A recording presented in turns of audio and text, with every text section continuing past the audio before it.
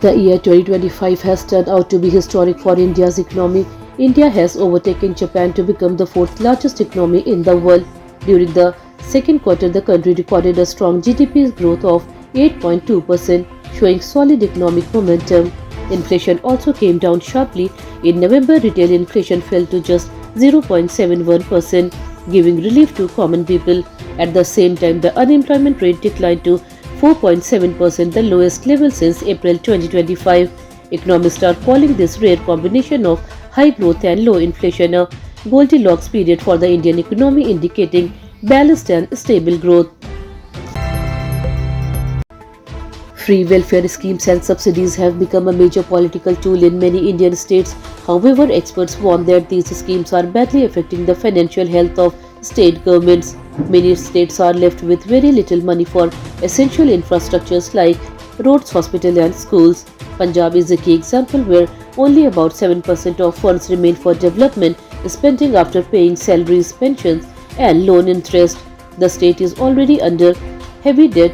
Rajasthan is facing a similar crisis and is taking new loans just to repay the old ones. Economists say unchecked freebies may create long-term financial stress for states.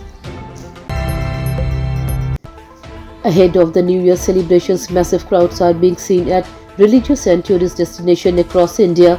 In Ayodhya and Kashi, devotees are standing in queues stretching up to 2 kilometers for darshan. In Madhya Pradesh, Ujjain's Mahakal Lok is expecting around 10 to 12 lakhs devotees on the first day itself. Tourist places are also witnessing record footfall. In Rajasthan's Jaisalmer, officials say the city is seeing the highest crowd in the last 10 years. Authorities have developed extra securities and crowd management teams to ensure safety as the festive rush continues. A major accident has occurred in Uttarakhand's Chamoli district at the THDC hydropower project near Pipalkoti. Two loco trains collided inside a tunnel, leading to a serious mishap. More than 100 workers were injured in the accident and at least 5 of them are reported to be in critical condition. Most of the injured workers are from Bihar, Odisha and Jharkhand. Rescue team acted quickly and managed to bring all the workers out of the tunnel in time. The injured have been admitted to nearby hospitals for treatment. An investigation has been ordered to find the cause of the collision. India has strongly rejected China's claim that it played a role in reducing military tension between India and Pakistan. Chinese Foreign Minister Wang Yi had stated that China helped calm the situation during the military standoff in May. Responding to this, India clarified that there was no involvement of any third country in de-escalating the situation. Indian officials said that matters related to national security are handled directly by India and Pakistan through established channels.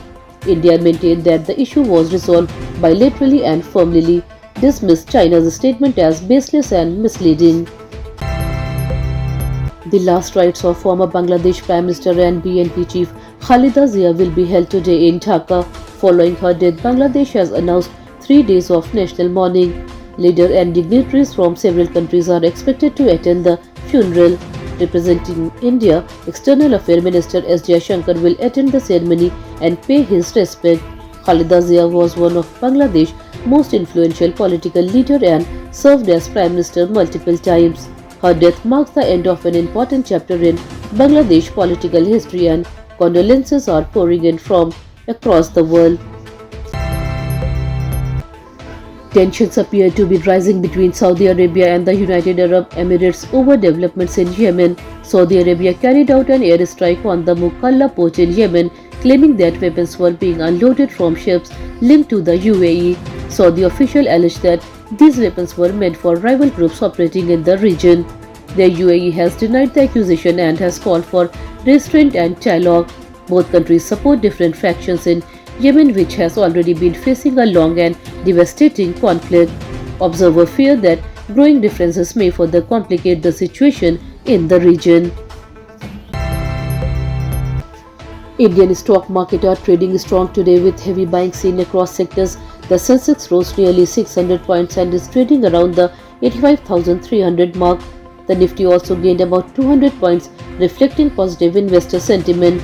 Media, realty, banking and metal stocks are leading the rally with sharp gains. Banking shares gained on hope of stable interest rates and strong credit growth. Metal stocks move up due to firm global cues. Market experts say optimism over economic growth and global stability is supporting the bullish trend in the domestic equities. In the fourth round of the Vijay Hazare Trophy, Sarfaraz Khan scored a brilliant century and led his team with confidence. Devdutt Patikal continued his great form, hitting his third century in just 4 matches. His consistent batting has made him one of the top performers of the tournament. Meanwhile, Bengal registered a dominant win, finishing the match within just 10 overs.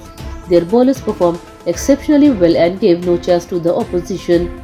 The round saw strong individual performance and one-sided team victories, adding excitement to the tournament.